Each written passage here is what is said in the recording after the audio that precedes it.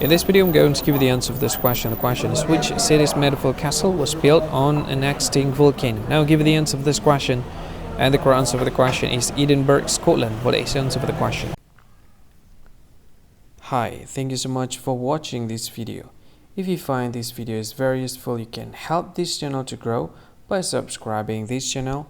Please this subscribe button and don't forget to like this video.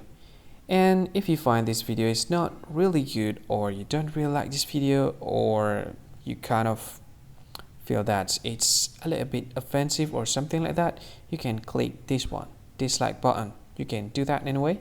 And if you want to share this video with your friend, you can share it by clicking this share button, and you can share it to any social media that you wish that is currently available at this time, like Facebook, Twitter, LinkedIn, and many others, right?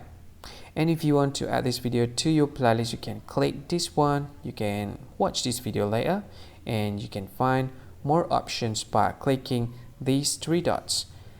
And yeah, don't forget to subscribe. I think that's all of it. Thank you so much for watching this video, and see you again in another video. Bye bye. See you again.